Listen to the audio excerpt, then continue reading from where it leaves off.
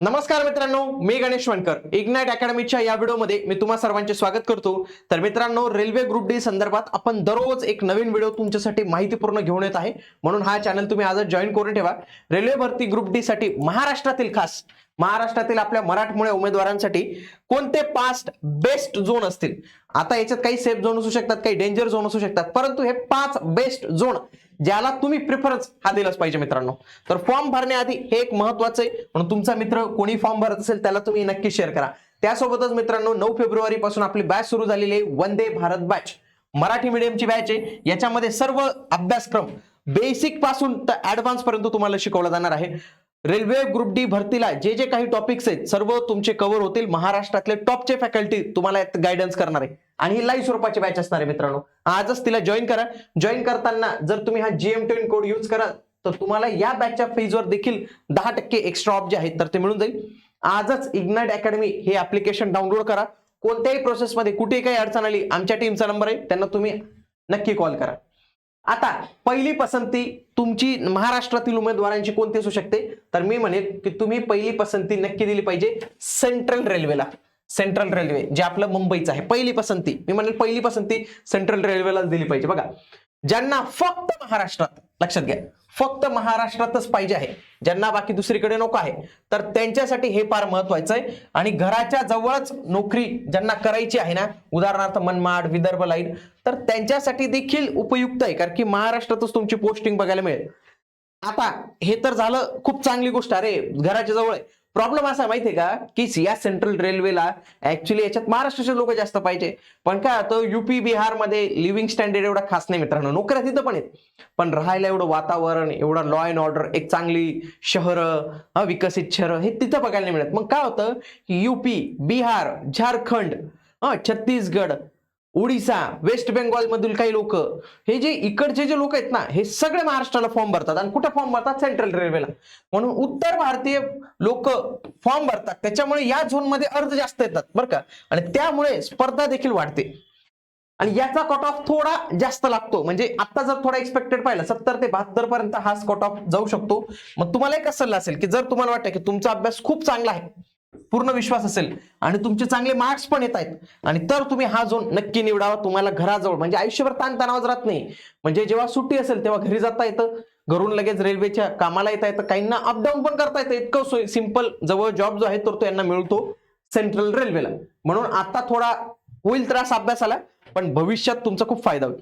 या सेंट्रल रेल्वेमध्ये तुम्हाला कोणकोणते रेल्वे स्टेशन जवळ पाहायला मिळतात बघा. याच्यामध्ये डिव्हिजन आहेत बघा. मुंबई डिव्हिजन मध्ये जर तुम्ही पाहिलं बघा, CST टर्मिनल आहे, दादर, कुर्ला, ठाणे, कल्याण, लोकमान्य टिळक टर्मिनस, पनवेल, लोणावळा, इगतपुरी, माथेरान, सायन, घाटकोपर, मुलुंड, डोंबिवली. हे काय पाहायला मिळतात मित्रांनो? सेंट्रल रेल्वेची लाईन आहे. समजा मुंबई डिव्हिजनला तुम्ही गेले तर मुंबई डिव्हिजन इथं कुठेही बदली होईल, म्हणजे काय, जवळच आहे मुंबईचं. पण पुणे जंक्शन, शिवाजीनगर, चिंचवड, तळेगाव, देहू रोड, मिरज, कोल्हापूर, सांगली, सातारा, कराड. काय, पुणे डिव्हिजन इथं पण तुमचा फायदा आहे. Bhusawal division, Bhusawal junction, Nashik road, Manmad, Jalgaon, Khandwa, Akola junction, Shegaon, Burhanpur, Chalisgaon, Pachora. पुढे नागपूर 2 याच्यात येतं. नागपूर या डिव्हिजन मध्ये पण येतं सेंट्रल रेल्वेच्या बघा. नागपूर जंक्शन, वर्धा, अंजनी, सेवाग्राम, चंद्रपूर, बल्लारशाह, धामणगाव, पुलगाव, हिंगणघाट आहे. सोलापूरचं बघा, सोलापूर जंक्शन, दौंड, कुर्दुवाडी, नगर, कोपरगाव, बेलापूर, लातूर, पंढरपूर, वाडी जंक्शन, कलबुर्गी. तर बघा ना तुम्ही, हे सगळंच्या सगळं आपलं महाराष्ट्रातच येतंय. म्हणून तुम्हाला जर महाराष्ट्रात नोकरी पाहिजे 100%, तर हेच तुम्ही निवडलं पाहिजे. बेस्ट झोन आहे महाराष्ट्राच्या मुलांसाठी. पण मागच्या वेळी जर आपण पाहिला सेंट्रल रेल्वेचा बघा, 2019चा गेला होता 64.10, म्हणजे बाकीच्यांकडे थोडं 71 पर्यंत पण गेलं होतं. पण तरी पण यावेळी देखील अर्ज, मागच्या पण वेळी त्याचे अर्ज जास्तच होते, यावेळी पण अर्ज त्याची असण्याची शक्यता जास्त आहे. बघा, झोन निवडताना काही गोष्टी तुम्ही लक्षात ठेवल्या पाहिजे. बघा, मी पहिला जो झोन तुम्हाला सांगितला, आता लक्षात घ्या. बघा, झोन निवडताना सगळ्यात आधी तुम्ही पाहिलं पाहिजे जॉब लोकेशन.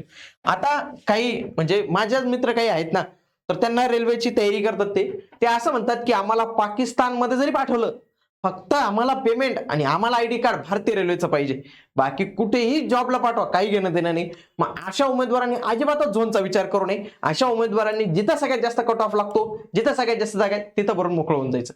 परंतु ज्यांना वाटतं घराजवळ राहायचंय, आणि तर ते या पद्धतीने चूज करू शकतात. आणि ज्यांना भारताच्या कोणत्याही भागात राहायची तयारी आहे तर त्यांनी ते ठरवून घ्यावं, त्या पद्धतीने करावं.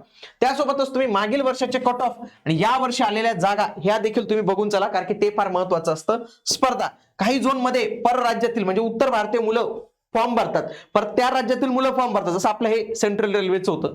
आणि काही झोनमुळे भाषेच्या अडथळ्यामुळे खूप कमी फॉर्म भरतात किंवा तिथलं वातावरण असेल, समजा तुम्ही साऊथला गेले ना, चेन्नईला, केरळला तिकडं, तर हे युपी बिहारचे मुलं कमी फॉर्म भरतात. प्रॉब्लेम काय माहितीये का, ते लोक हिंदी बोलतच नाही, एक शब्दही बोलत नाही हिंदी. मग हे जेव्हा रेल्वेमध्ये येतात ना, यांना लय त्रास होतो आणि ते लोक खूप म्हणजे अग्रेसिव्ह राहतात. म्हणून काय होतं, उत्तर भारतातले मुलं दक्षिण भारतातले जे काही राज्य आहेत ना, तामिळनाडू, केरळ, तिथं कमीच फॉर्म मध्ये जे आहेत तर ते येतात. आता दुसरी पसंती जी आहे तर ती असते पाहिजे वेस्टर्न रेल्वेची. वेस्टर्न रेल्वे किंवा याला आरआरबी अहमदाबाद असं म्हणतात. बघा, जे कोणी मुंबई रिजन मध्ये राहतं, ठाणे रिजन मध्ये राहतं किंवा पश्चिम महाराष्ट्रातील त्यांना थोडं हे जवळ आहे. याच्यामध्ये जागा पण यावेळी जास्त, जवळपास 3148 जागा आहेत. गुजरात आणि महाराष्ट्र सीमेवर असल्यामुळे हवामान आणि संस्कृती मिळती जुळती, म्हणजे जवळच आहे, म्हणजे बॉर्डरच्या आसपासच तुमची बऱ्यापैकी आहे. सेंट्रल रेल्वेच्या तुलनेत कमी कट ऑफ लागतो, 67 ते 70 पर्यंत कट ऑफ जो आहे तर तो इथं जाऊ शकतो. याच्यामध्ये जर तुम्ही रेल्वे स्टेशन पाहिले, बघा एकच जे आहे ना तर ते महाराष्ट्राचं आहे. बघा, मुंबई सेंट्रल, त्याच्यामध्ये मुंबई सेंट्रल, चर्चगेट, दादर, वांद्रे, अंधेरी, बोरिवली, पालघर, डहाणू, वापी, वलसाड, नवसाड हे महाराष्ट्राकडे, बाकी हे सगळे गुजरातकडे. परंतु याच्यामध्ये पण काही भाग असे आहेत ना की ते महाराष्ट्राच्या जवळच आहेत, म्हणून तुम्हाला मिळू शकतं पोस्टिंग वगैरे, तर तो काही इश्यू येत नाही. बघा, आरआरबी अहमदाबाद मागच्या वेळी किती कट ऑफ होता, 62.67 एवढा कट ऑफ जो आहे तर तो पाहायला मिळतो. पुढचं तिसरी पसंती तुम्ही देऊ शकतात मित्रांनो, तुमच्यासाठी तिसरा सगळ्यात सेफ झोन असू बेस्ट झोन असू शकतो, तो म्हणजे साऊथ सेंट्रल रेल्वे, सिकंदराबादचा रेल्वे. मराठवाड्याच्या उमेदवारांसाठी हा बेस्ट आहे. मराठवाड्याच्या उमेदवारांसाठी बघा, महाराष्ट्रातून विशेषतः मराठवाड्यातून थेट रेल्वे कनेक्टिव्हिटी आहे.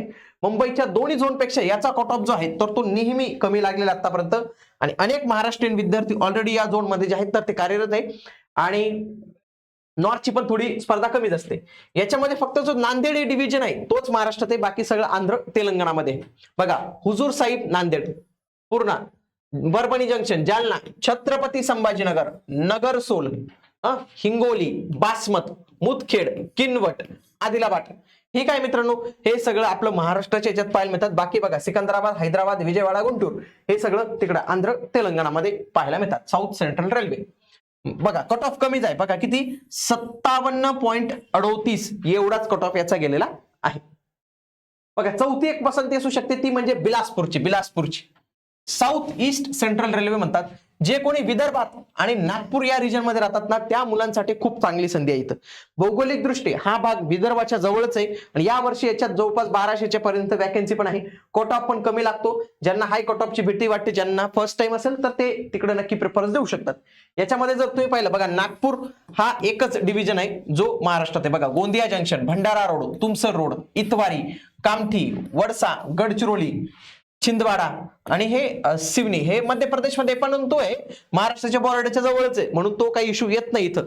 म्हणून इथं पण महाराष्ट्राच्या विद्यार्थ्यांनी करावं. इथं तर 60.16 एवढा कट ऑफ जो आहे तर तो मागच्या वेळी इथं गेलेला होता.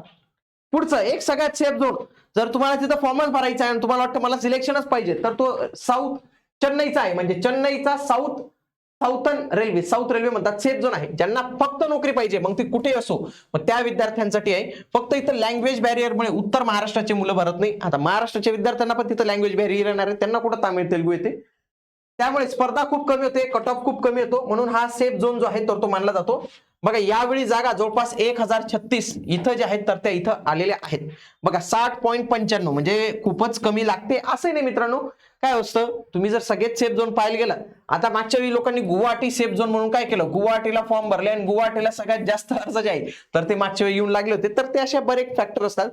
पण महाराष्ट्राच्या विद्यार्थ्यांना जर महाराष्ट्र जवळ पाहिजे असेल तर मी पहिले जे 4 सांगितले तर तिथं तुम्ही नक्की फॉर्म भरू शकतात.